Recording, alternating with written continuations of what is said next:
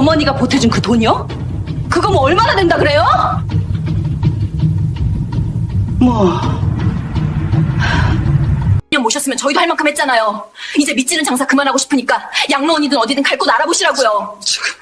나더러 나가라는 거. 25년. 눈도 못 뜬 새벽마다 영하의 시장 바닥에서 생선 대가리를 쳐내며 모은 돈이었습니다. 손가락 마디마디가 뒤틀리고 온몸에 생선 비린내가 문신처럼 박히도록 번 그 피 같은 5억 원. 그걸 아들놈 잘 살라고 명의까지 덥석 넘겨준 어미한테 며느리가 내뱉은 말이 고작 밑지는 장사라니요. 하지만 여러분, 이 뻔뻔한 아들 부부는 몰랐을 겁니다. 어머니가 빗속에 쫓겨나며 품에 꼭 안고 있던 그 낡은 생선 장부 속에 자신들의 인생을 단 일주일 만에 무너뜨릴 소름 돋는 비밀이 숨겨져 있었다는 사실을 말이죠. 오늘 사연은 자식에게 다 퍼주고 깡통 찬 줄 알았던 한 노모가 어떻게 배은망덕한 자식들의 숨통을 조여 일주일 만에 길바닥으로 내쫓았는지 그 기막힌 복수극을 들려드립니다. 이야기 시작하기 전 구독과 좋아요로 잠시 마음을 열어주시고요. 지금 이 사연을 어디에서 듣고 계신지 댓글로 남겨주시면 그 공간에 오늘 행운이 머물다 가길 바라겠습니다. 저는 평생 시장 바닥에서 살았습니다. 새벽 4시면 어김없이 눈이 떠졌어요. 자명종이 필요 없었습니다. 몸이 먼저 알았으니까요. 찬물에 손을 담가 생선 손질을 시작하다 보면 손가락 마디마디가 시려서 감각이 없어지곤 했죠. 그래도 멈출 수가 없었어요. 판을 벌여야 장사가 되고 장사가 돼야 애들 밥이 나왔으니까요. 남편이 일찍 세상을 떠난 건 제가 43 되던 해였습니다. 갑작스러운 사고였어요. 하늘이 무너지는 것 같았지만 울고 있을 시간이 없었습니다. 위로는 15살 장남 진호가 있었고 아래로는 12살 딸아이가 있었으니까요. 두 아이 얼굴을 보면 주저앉을 수가 없었습니다. 그게 제 삶이었어요. 시장 상인들은 저를 두고 순자 씨는 쉬는 날이 없다고 했습니다. 맞는 말이에요. 명절에도 나왔고 비 오는 날에도 나왔고 몸이 으슬으슬 아픈 날에도 나왔죠. 하루를 쉬면 하루치 생활비가 없어지는 거니까요. 그렇게 25년을 버텼습니다. 그런데 저한테는 남모르는 습관이 하나 있었어요. 낡은 노트 한 권이었습니다. 표지가 닳고 닳아서 무슨 색이었는지도 모를 지경이 된 작은 노트였어요. 저는 그 노트에 돈이 나갈 때마다 꼬박꼬박 적었습니다. 진호 고등학교 교복과 대학 등록금, 자취방 보증금, 결혼식 비용. 딸아이 목도 적었지만 진호 것이 훨씬 많았어요. 아들이니까 더 챙겨야 한다고 생각했거든요. 왜 적었냐고요? 달라고 하려던 게 아니었습니다. 그냥 제가 살아온 흔적을 남기고 싶었어요. 이 돈이 어디서 나온 건지, 새벽마다 어떤 마음으로 일어났는지 그게 어딘가에라도 기록돼 있어야 할 것 같았습니다. 저 말고는 아무도 모를 것 같았으니까요. 그 노트는 항상 제 보따리 안쪽 깊숙한 곳에 있었어요. 비닐로 2겹 싸서 넣어뒀습니다. 빗물에 젖으면 안 되니까요. 그게 제 전 재산 목록이었고 제 인생의 기록이었어요. 아들 진호는 대학을 나와 꽤 큰 회사에 취직했습니다. 부장 자리까지 올라갔으니 제가 얼마나 뿌듯했겠어요. 장사하다 손님이 뜸한 오후에 혼자 앉아서 그래도 내가 잘 키웠구나 싶어 눈물이 핑 돌 때도 있었습니다. 자식이 잘 되는 걸 보는 게 제 유일한 낙이었으니까요. 며느리 수진이를 처음 봤을 때 솔직히 좀 차갑다는 느낌이 들었습니다. 웃을 때 눈이 같이 안 웃는 사람이었어요. 그래도 진호가 좋다는 사람이니 제가 뭐라 할 수 있겠어요. 반듯하고 똑똑한 사람이니 살면서 서로 맞춰 나가겠거니 했죠. 결혼하고 나서 두 사람은 전세 아파트에 살았습니다. 그런데 몇 해가 지나고 서울 집값이 하늘 높은 줄 모르고 치솟기 시작하면서 진호 부부 얼굴에 조금씩 조급함이 배기 시작했어요. 저도 그 마음을 모르는 바는 아니었습니다. 내 집 하나 없다는 불안감, 저도 평생 느꼈으니까요. 그러던 어느 봄날, 진호가 저를 밥자리에 불렀습니다. 시장 근처 갈비집이었어요. 소주 한 잔을 따라주더니 목소리가 조금 낮아졌습니다. 어머니, 이제 장사 그만두세요. 제가 모시겠다니까요. 그 시장 바닥에서 언제까지 고생하실 거예요. 저는 손을 저었어요. 몸 움직이는 게 낙이라고 웃어넘겼습니다. 그때는 그 말이 진심에서 나온 걱정인 줄만 알았으니까요. 그 다음은 수진이가 말을 받았습니다. 조곤조곤하지만 치밀하게 준비된 말이었어요. 어머니, 요즘 서울 집값이 말도 못해요. 어머니 사시는 9억이랑 저희 합치면 딱 될 것 같아요. 저희가 어머니 죽을 때까지 극진히 모실게요. 극진히 모시겠다는 말. 그 말이 귀에 꽂혔습니다. 며칠을 혼자 생각했어요. 살던 집은 단순한 집이 아니었습니다. 남편이랑 처음 장만한 집이고 두 아이가 뛰어놀던 곳이고 새벽마다 나가면서 잠근 문이고 늦은 밤 돌아와서 켜던 불빛이었어요. 그걸 판다는 게 쉬운 일이 아니었죠. 그런데 자꾸 한 가지 생각이 떠올랐습니다. 내가 이걸 끌어안고 있다가 죽으면 결국 저 애한테 가는 거 아닌가. 그러면 살아있는 동안 한 번이라도 도움이 되는 게 낫지 않겠나? 살던 집을 팔았습니다. 통장을 정리했어요. 25년 장사해서 모은 돈, 남편 없이 혼자 버텨온 세월이 담긴 5억 원을 아들 이름 앞으로 넘겼습니다. 아파트 등기가 넘어가던 날, 진호는 제 손을 꼭 잡았어요. 어머니, 이제 편하게 사세요. 제가 다 할게요. 저는 그 말을 믿었습니다. 아니, 믿고 싶었습니다. 그리고 그 낡은 노트를 보따리 깊숙이 챙겨 넣으면서 이제 이건 필요 없겠구나 싶었어요. 그 노트가 다시 세상 밖으로 나오게 될 줄은 그때는 정말 몰랐습니다. 아파트로 들어간 첫날, 저는 짐을 풀다가 잠깐 멈췄습니다. 보따리 안쪽에서 그 노트가 손에 잡혔어요. 낡고 다른 표지, 비닐로 두 겹 쌓인 그 노트였습니다. 저는 잠깐 들여다봤어요. 마지막 장에는 5억 원이라고 적혀 있었고 그 옆에 날짜가 적혀 있었습니다. 아들 명의로 넘긴 날짜였어요. 이제 이건 끝난 이야기구나. 저는 그 노트를 다시 비닐로 싸서 보따리 제일 깊숙한 곳에 밀어 넣었습니다. 그리고 보따리를 방 구석 선반 위에 올려뒀어요. 이제 꺼낼 일이 없을 것 같았으니까요. 첫 한 달은 괜찮았습니다. 아침이면 제가 일찍 일어나 밥을 지었고 손자 둘 등교 준비를 도왔어요. 녀석들은 할머니 밥이 맛있다고 그릇을 싹싹 비웠습니다. 그 모습을 보면 여기 있는 이유가 생기는 것 같았어요. 장 보고 청소하고 저녁 차려놓고 기다리는 게 일과가 됐죠. 몸은 고됐지만 마음은 그런대로 괜찮았습니다. 그런데 두 달이 지나면서 조금씩 달라지기 시작했어요. 처음엔 사소한 것들이었습니다.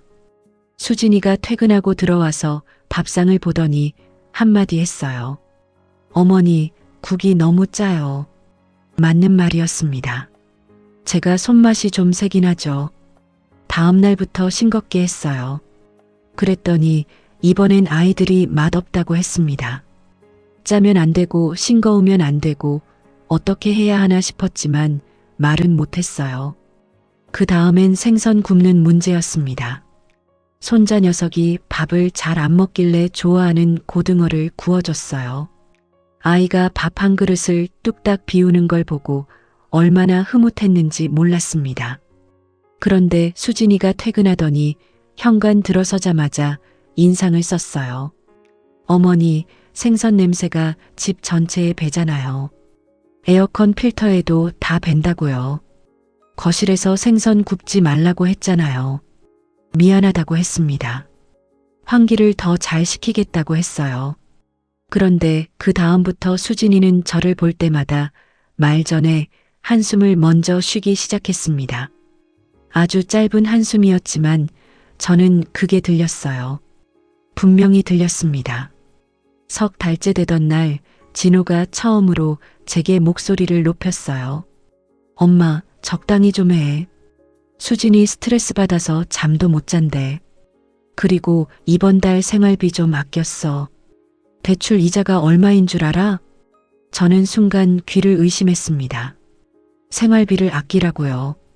5억 원을 넘겨준 어미한테 반찬값 몇 푼 아끼라는 말을 아들 입에서 듣는 거였어요. 할 말이 없었습니다. 아니, 해봤자 소용없다는 걸 직감으로 알았어요. 그날 밤 저는 방에 들어가 문을 닫고 오래 앉아 있었습니다. 선반 위 보따리가 눈에 들어왔어요. 저는 자리에서 일어나 그 보따리를 내렸습니다.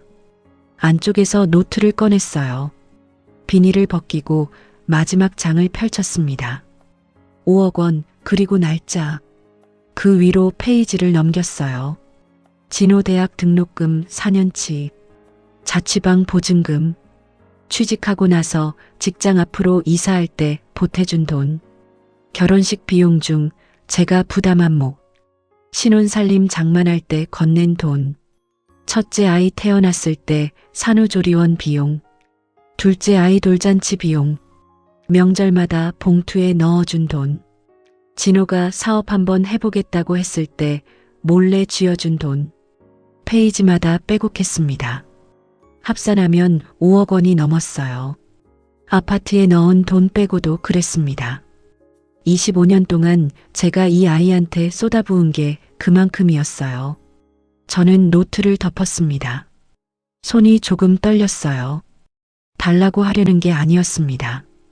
그냥 내가 이렇게 살았다는 걸 제 눈으로 다시 확인하고 싶었어요.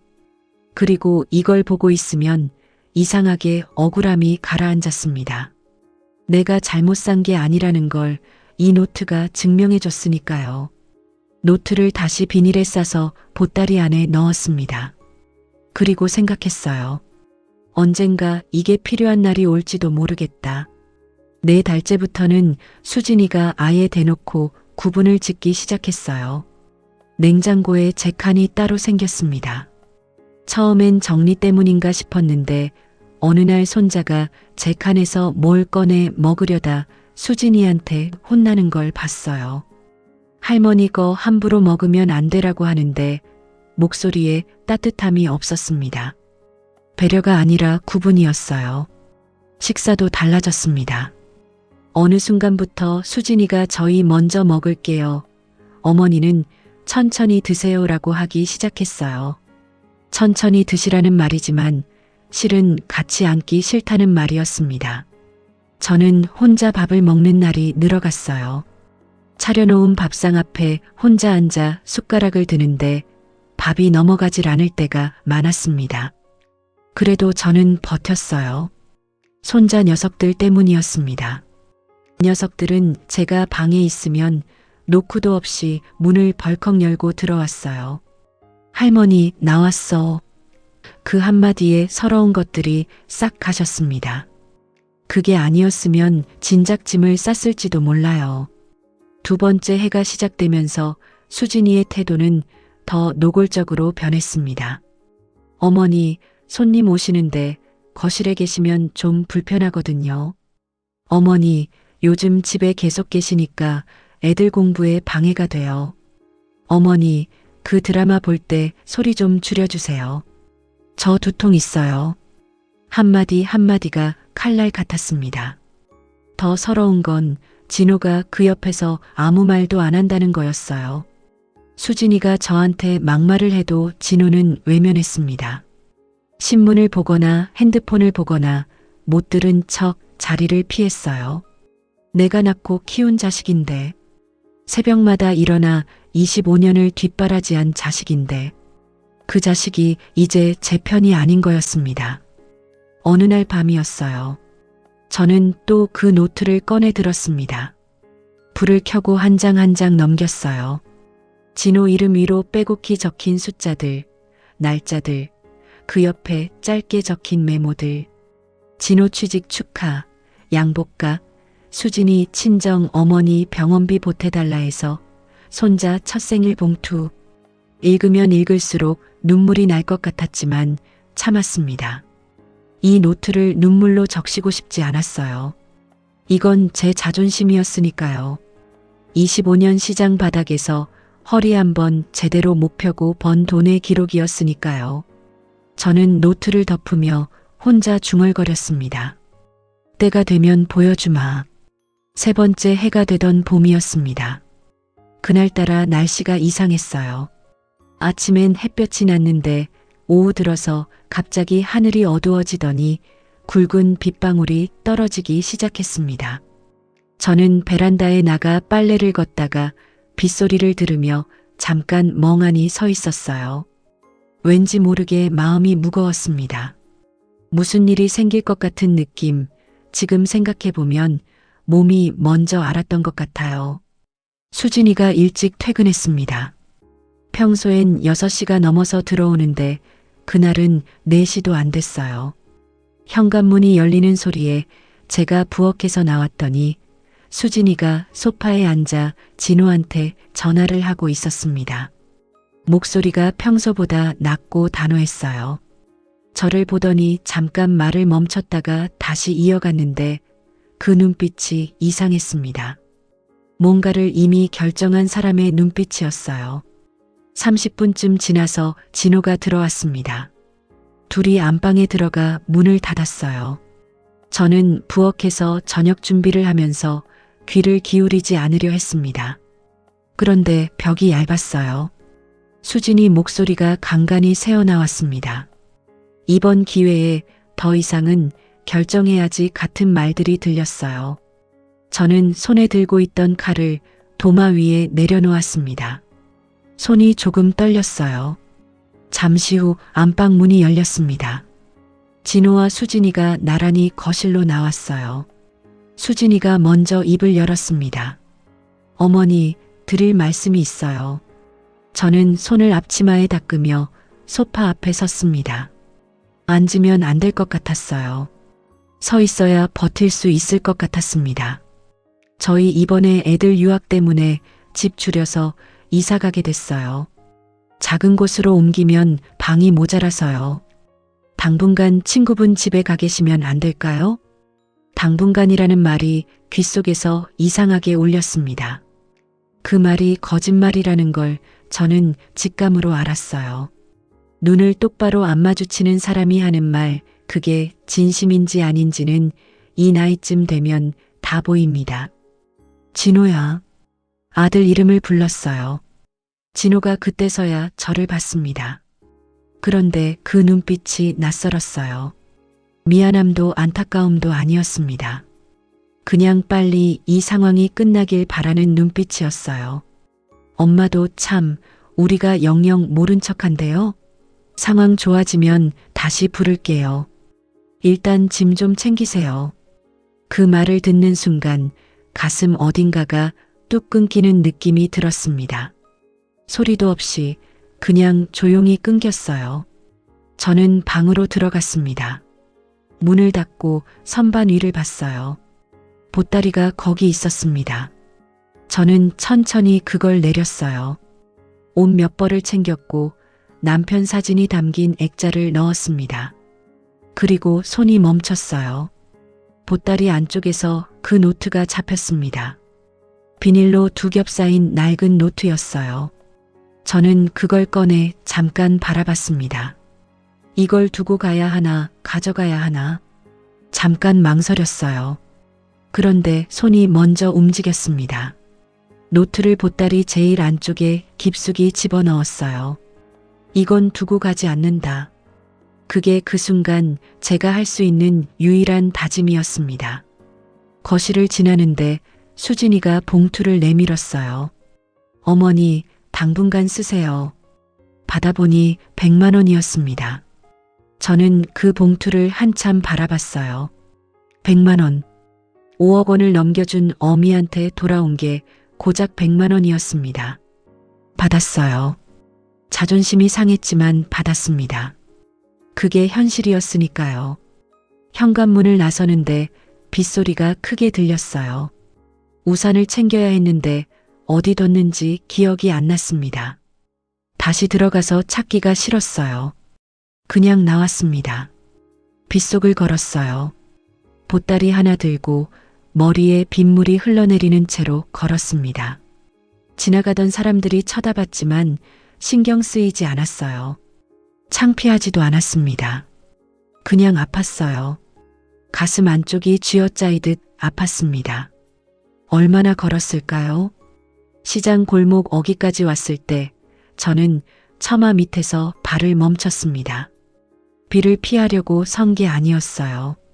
그냥 더 이상 걸을 수가 없었습니다. 다리에 힘이 빠졌어요. 처마에서 빗물이 줄줄 흘러내렸습니다. 저는 그걸 멍하니 바라봤어요. 시장 골목에서는 기름 냄새와 빗 냄새가 섞여서 났습니다. 25년을 맡아온 냄새였어요. 그때 옆에서 목소리가 들렸습니다. 순자야, 거기서 뭐해? 다 젖었잖아. 고개를 들었더니 명숙이었어요. 50년 지기 친구, 시장 입구에서 생선 가게를 하는 명숙이었습니다. 제 꼴을 보더니 아무것도 묻지 않았어요. 그냥 손을 잡아 끌었습니다. 가게 안으로 데려가서 수건을 내밀고 따뜻한 보리차 한 잔을 앞에 놓아줬어요. 저는 그 따뜻한 잔을 손에 쥐는 순간 그제야 눈물이 났습니다. 참고 참았던 게 한꺼번에 쏟아졌어요. 소리도 없이 그냥 눈물만 흘렀습니다.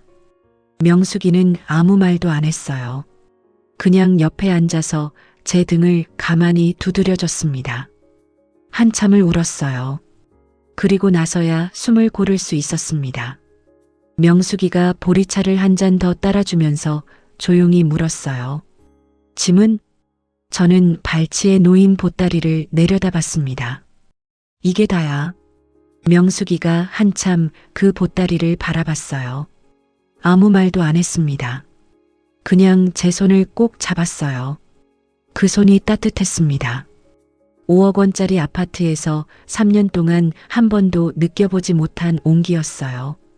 그날 밤 저는 명숙이네 가게 창고에 짐을 맡기고 명숙이 집에서 신세를 졌습니다.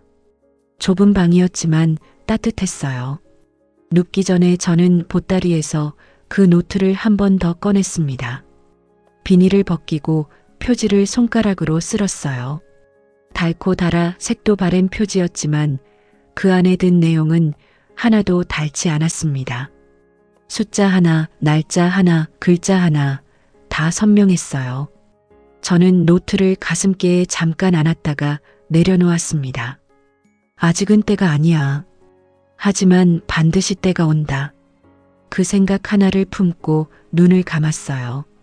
빗소리가 창밖에서 아직 들렸습니다. 그런데 이상하게 처음으로 그 빗소리가 무섭지 않았어요. 오히려 저를 씻겨주는 것 같았습니다. 그날 밤 저는 오랜만에 깊이 잠들었습니다. 그날 이후 저는 한동안 명숙이네 신세를 졌습니다. 일주일쯤 지났을까요? 명숙이가 어느 날 저녁밥을 먹다가 조심스럽게 말을 꺼냈어요. 순자야, 언제까지 이러고 있을 거야? 우리 시장 입구 쪽에 작은 자리 하나 나왔는데 반찬 가게 한번 해볼 생각 없어? 저는 숟가락을 내려놓았습니다. 솔직히 처음엔 엄두가 안 났어요. 나이가 70인데 이제 와서 새로 뭘 시작한다는 게 말이 되나 싶었으니까요. 몸도 예전 같지 않고 돈도 없고 있는 거라곤 100만 원 든 봉투 하나뿐이었습니다. 그런데 명숙이가 이렇게 말했어요. 순자, 너 손만 모르는 사람이 어디 있어. 그 오징어 무침이랑 깻잎 장아찌 시장에서 제일 맛있다고 소문났잖아. 그 손으로 못할 게 뭐가 있어. 그 말이 이상하게 마음에 걸렸습니다. 제 손? 거칠고 갈라진 이 손이 아직 쓸모가 있다는 말이었어요. 아들네 집에서 3년 내내 이 손이 만든 밥상을 받아 먹으면서도 고맙다는 말. 한마디 없던 사람들이 생각났습니다. 그리고 이상하게 오기가 생겼어요. 그래, 한번 해보자. 다음 날부터 움직였습니다. 시장 상인들이 생각보다 많이 도와줬어요. 명숙이가 보증을 서줬고 옆가게 영감님이 중고 냉장고를 싸게 넘겨줬습니다. 가게 자리는 시장 입구 쪽 작은 칸이었는데 반평 남짓한 공간이었지만 저한테는 충분했어요. 25년 생선 장사를 그보다 더 좁은 자리에서 했으니까요. 간판도 거창하게 달지 않았습니다. 하드보드지에 매직으로 썼어요. 순잔의 반찬. 그게 다였습니다. 처음 일주일은 파리를 날렸어요. 그래도 저는 매일 새벽 4시에 일어났습니다. 시장에 나와서 제일 신선한 재료를 골랐고 가장 정성스럽게 무쳤어요. 손님이 1명이든 10명이든 똑같이 만들었습니다. 그게 통했어요. 2달째부터 단골이 생기기 시작했고 석 달째엔 점심때 반찬이 동이 났습니다. 넉 달째엔 전날 예약을 해야 살 수 있다는 소문이 났어요. 명숙이가 팔짱을 끼고 서서 씩 웃으며 말했습니다. 거봐, 내가 뭘 했어. 저는 웃었어요. 오랜만에 입꼬리가 올라가는 게 느껴졌습니다. 가게가 자리를 잡으면서 명숙인에서 나와 시장 근처 고시원에 들어갔어요. 좁고 허름한 방이었지만 제 방이었습니다. 남의 집 신세를 지는 게 아니라 제 돈 내고 제가 사는 공간이었어요. 그게 그렇게 홀가분할 수가 없었습니다. 그렇게 1년이 지났어요. 또 1년이 지났습니다. 딸아이가 한 달에 한 번씩 올라와서 가게 일을 도와줬어요. 그 아이가 오는 날이면 가게가 유독 환해졌습니다. 손자, 손녀들도 데려왔는데 녀석들이 외할머니 반찬 최고야라고 하면 온몸에 기운이 솟았어요. 그렇게 또 한 해가 흘렀습니다. 가을이 깊어지던 어느 날 오후였어요. 가게 정리를 하고 있는데 시장 입구 쪽이 갑자기 눈에 들어왔습니다. 낯익은 뒷모습이 보였어요. 어깨가 축 처진 남자였습니다. 옷이 구겨져 있었고 머리도 단정하지 않았어요. 천천히 시장 골목을 걸어오는데 걸음걸이가 예전 같지 않았습니다. 자신감 있게 성큼성큼 걷던 그 걸음이 아니었어요. 가까워지면서 얼굴이 보였습니다. 진호였어요. 저는 잠깐 숨을 멈췄습니다. 볼이 홀쭉해졌고 눈 아래 그림자가 짙었어요. 넥타이 대신 낡은 점퍼를 입고 있었습니다. 대기업 부장의 모습은 온데간데 없었어요. 진호가 제 가게 앞에 서서 저를 봤습니다. 눈이 마주쳤어요. 어머니, 목소리가 갈라졌습니다. 저는 아무 말도 안 했어요. 그냥 가만히 서 있었습니다. 저 좀 살려주세요. 수진이랑 이혼하고 사업도 망하고 그 집도 경매로 넘어갔어요. 경매. 그 말이 귓속에 박혔습니다. 5억 원을 들여서 산 아파트가 경매로 넘어갔다는 말이었어요. 제 25년 세월이 담긴 그 돈이요. 저는 한참 진호를 바라봤습니다. 그리고 천천히 가게 안으로 들어갔어요. 진호가 어리둥절한 눈으로 저를 따라봤습니다. 저는 가게 안쪽 선반 위에 올려둔 보따리를 내렸어요. 반찬 가게를 시작하던 날부터 항상 저 자리에 있던 보따리였습니다. 저는 그 안쪽을 뒤졌어요. 비닐로 2겹 쌓인 낡은 노트가 손에 잡혔습니다. 저는 그걸 꺼내 비닐을 벗겼어요. 그리고 가게 앞 작은 탁자 위에 조용히 내려놓았습니다. 진호야, 이게 뭔지 알아? 진호가 노트를 내려다봤어요. 고개를 저었습니다. 열어봐. 진호가 떨리는 손으로 표지를 넘겼습니다. 첫 장부터 숫자가 빼곡했어요. 날짜, 금액, 용도. 한 줄 한 줄 적혀 있었습니다. 진호 고등학교 교복값, 대학 등록금 4년치, 자취방 보증금, 취직 후 이사 비용, 결혼식 비용, 신혼살림값, 첫째 아이 산후조리원 비용, 둘째 아이 돌잔치 비용, 사업 자금, 그리고 마지막 장에 굵게 적힌 숫자, 아파트 명의 이전 5억 원. 진호의 손이 멈췄습니다. 페이지를 더 넘기지 못했어요. 숨소리가 달라졌습니다. 어머니, 이게 다, 응, 다 너한테 들어간 거야. 저는 차분하게 말했습니다. 목소리가 떨리지 않았어요. 이 순간을 위해 오래 기다렸으니까요. 아파트 들어간 5억 원 빼고도 그 위에 적힌 것들만 합해봐. 얼마가 나오나? 진호가 노트를 든 손이 떨리기 시작했습니다. 페이지를 다시 넘겼어요. 숫자들을 눈으로 훑었습니다. 입술이 파르르 떨렸어요. 어머니가 보태준 그 돈이 얼마나 되냐고 했지? 수진이가 그랬잖아. 기억나? 진호가 고개를 들지 못했습니다. 그리고 3년 모셨으면 할 만큼 했다고도 했잖아. 미찌는 장사 그만하고 싶다고. 진호의 어깨가 들썩이기 시작했어요. 어머니, 잘못했어요. 제가 미쳤었나 봐요. 저는 잠깐 눈을 감았다가 떴습니다. 아니야. 넌 미친 게 아니었어. 욕심에 눈이 멀었던 게지. 그게 더 무서운 거야. 진호가 그 자리에서 무릎을 꿇었습니다. 시장 골목 한복판에서 45살 어른이 무릎을 꿇고 울기 시작했어요. 소리도 없이 그냥 어깨만 들썩이며 울었습니다. 지나가던 상인들이 힐끔힐끔 쳐다봤어요. 저는 그쪽을 보지 않았습니다. 진호만 바라봤어요. 밉지 않았냐고요. 밉긴 했습니다. 근데 그것보다 더 깊은 곳에서 올라오는 감정이 있었어요. 저 사람이 제가 낳은 자식이라는 사실, 그건 이 노트에 적힌 숫자들이 증명하잖아요. 제가 평생 그 아이한테 쏟아부은 이 기록이요. 그렇다고 손을 내밀 수는 없었습니다. 이 노트를 꺼낸 건 돈을 받으려던 게 아니었어요. 달라고 하려던 것도 아니었습니다. 그냥 이 아이가 평생 단 한 번이라도 자기 어미가 어떻게 살았는지 똑바로 알았으면 했던 거예요.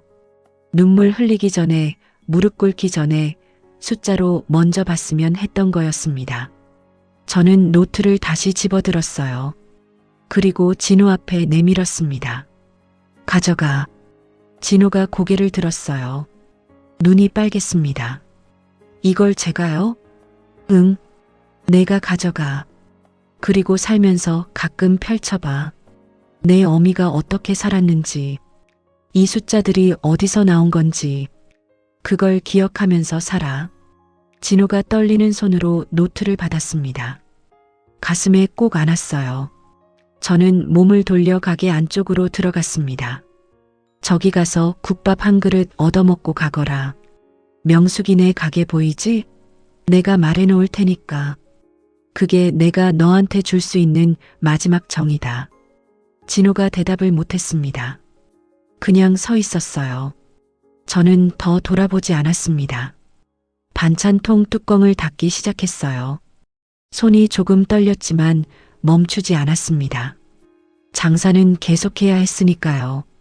제 삶은 제가 살아야 했으니까요. 한참 후에 발소리가 들렸습니다. 천천히 멀어지는 발소리였어요.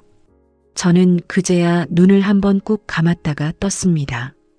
가을 햇살이 시장 골목에 비스듬히 들어오고 있었어요. 먼지가 빗속에 떠다녔습니다. 저는 그걸 한참 바라봤어요. 25년을 새벽마다 이 골목을 걸었습니다.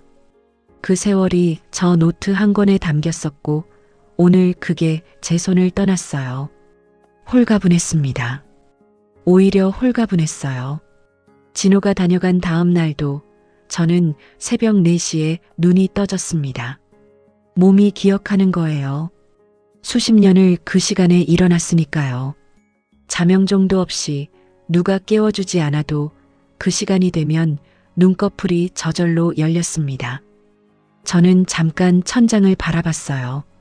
고시원 천장은 낮고 좁았지만 그날따라 이상하게 답답하지 않았습니다. 어제 일이 꿈처럼 느껴졌어요. 진호의 홀쭉해진 볼, 갈라진 목소리, 시장 골목에서 무릎 꿇던 모습, 떨리는 손으로 노트를 받아 가슴에 안던 그 모습, 다 어젯밤 꿈속 장면 같았습니다. 그런데 꿈이 아니었어요. 분명히 제 눈앞에서 일어난 일이었습니다. 저는 자리에서 일어나 세수를 했어요. 찬물이 얼굴에 닿는 느낌, 그게 저를 현실로 데려왔습니다. 거울을 봤어요. 주름이 깊어진 얼굴, 하얗게 센 머리카락, 눈 아래 잔주름들. 이게 제 얼굴이었습니다. 25년 장사하고 3년 아들 내서 서름 받고 또 3년을 홀로 버텨온 얼굴이었어요. 근데 이상하게 나쁘지 않았습니다. 당당했어요. 남한테 손 벌리지 않고 살아온 사람의 얼굴이었으니까요. 시장에 나왔습니다. 새벽 공기가 차가웠어요. 두꺼운 점퍼를 입고 장바구니를 들고 가게로 걸어갔습니다. 시장 골목은 이 시간에도 분주했어요. 새벽 배송 온 트럭들이 물건을 내리고 상인들이 하나둘씩 자리를 폈습니다. 명숙이가 저를 보더니 손을 흔들었어요. 어제 아들 국밥 먹고 가던데 한 그릇 다 비웠어. 저는 고개를 끄덕였습니다. 더 묻지 않았어요. 명숙이도 더 말하지 않았습니다. 50년 친구니까요. 그 한마디면 충분했어요. 가게를 열었습니다. 재료를 손질하고 양념을 올리면서 저는 어제 진호한테 노트를 건네준 일을 자꾸 되짚었어요. 잘한 건지 아닌 건지. 그런데 생각할수록 후회가 없었습니다.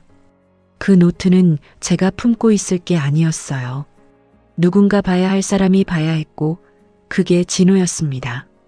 달라고 하려던 게 아니었어요. 이제 와서 돌려받겠다는 것도 아니었습니다. 그냥 그 아이가 알았으면 했어요. 제 어미가 어떻게 살았는지, 그 숫자들이 얼마나 무거운 새벽들에서 나온 건지, 그걸 한 번이라도 눈으로 봤다면 그걸로 충분했습니다.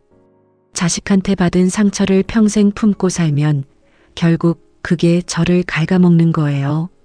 미움을 오래 안고 있으면 밉던 사람보다 미워하는 사람이 먼저 망가진다는 걸 이 나이가 돼서야 알았습니다.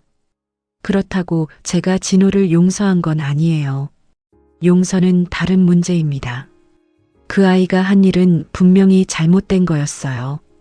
어미 재산을 받아쓰고 3년 만에 내쫓은 것, 빗속에서 100만 원 봉투 하나 내밀던 것, 그게 괜찮은 일이 될 수는 없습니다. 다만 저는 그 일이 저를 망가뜨리게 두지 않기로 한 거예요. 그게 제가 선택할 수 있는 것이었으니까요.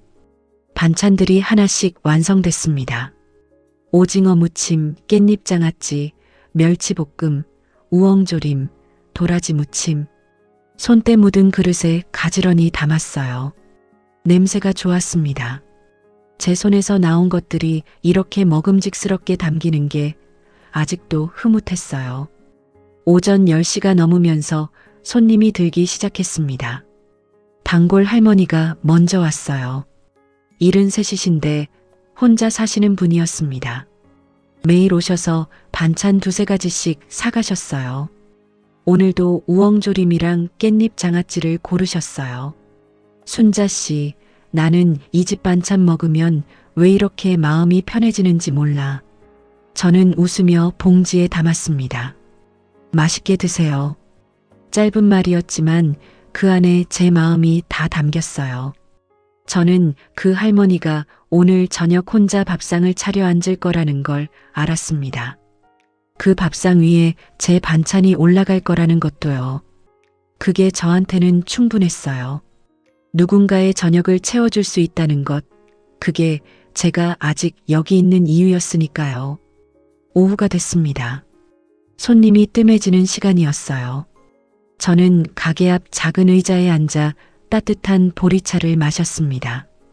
시장 골목에 가을 햇살이 비스듬히 들어왔어요. 먼지가 빗속에 떠다니는 게 보였습니다. 평화로웠어요. 거창한 게 아니었습니다. 넓은 아파트도 아니고 자식이 옆에 있는 것도 아니었어요. 그냥 작은 가게, 낡은 의자, 따뜻한 보리차 한 잔이었습니다. 근데 이게 진짜 제 것이었어요. 아무도 빼앗아갈 수 없는 제 것이었습니다. 저는 가끔 이 나이 또래 분들한테 꼭 드리고 싶은 말이 있어요. 자식한테 전부를 주지 마세요. 재산도 집도 몸도 다 주고 나면 결국 아무것도 없어집니다. 주는 게 사랑이라고 생각하지만 때로는 그게 자식을 망치는 길이 되기도 해요. 저처럼요. 저는 5억 원을 줬지만 그 돈이 아들을 더 나은 사람으로 만들지 못했습니다. 오히려 욕심을 키웠어요. 내 노후는 내가 지켜야 합니다. 그게 자식한테 짐이 되지 않는 길이기도 하고 나를 지키는 길이기도 해요. 자식을 믿지 말라는 게 아닙니다. 자식도 사람이에요. 사람은 상황이 바뀌면 마음이 바뀌는 법이고 돈 앞에서는 더 그렇습니다. 그걸 원망하기보다는 그걸 알고 준비하는 어른이 되어야 한다는 거예요. 그리고 한 가지 더요. 억울한 일을 당했을 때 소리 지르지 않아도 됩니다. 눈물로 호소하지 않아도 돼요. 저처럼 그냥 꼼꼼히 적어두세요. 언젠가 때가 오면 그 기록이 어떤 말보다 더 무겁게 말해줍니다. 숫자는 거짓말을 하지 않으니까요. 저는 지금도 새벽 4시에 일어납니다. 몸이 예전 같지 않아서 허리가 뻐근하고 손가락이 쑤실 때도 있어요. 그래도 일어납니다. 시장에 나와서 재료를 고르고 반찬을 만들어요. 그게 제 하루의 시작이고 제 삶이 살아있다는 증거입니다. 빗속에서 쫓겨나던 그날의 제가 지금 이렇게 살고 있습니다. 봉투 하나 달랑 들고 시장 처마 밑에서 주저앉아 울던 제가 지금은 제 가게에서 다른 사람들의 밥상을 채우며 살고 있어요. 그게 저는 자랑스럽습니다. 아들한테 자랑스럽다는 말 한 번 못 들어봤지만 제가 저한테 해줄 수 있어요. 잘 살았다고, 잘 버텼다고. 그 말이 세상 누구한테서 듣는 칭찬보다 더 크게 들렸습니다. 오늘의 이야기가 잠시나마 당신의 마음에 머물다 갔다면 앞으로도 조용히 곁에 머물며 위로가 되어줄 이야기로 다시 찾아뵙겠습니다. 구독과 좋아요 함께 해주시고 사연의 주인공에게 따뜻한 마음 한 줄 댓글로 남겨주세요. 당신의 오늘을 그리고 내일을 항상 응원합니다.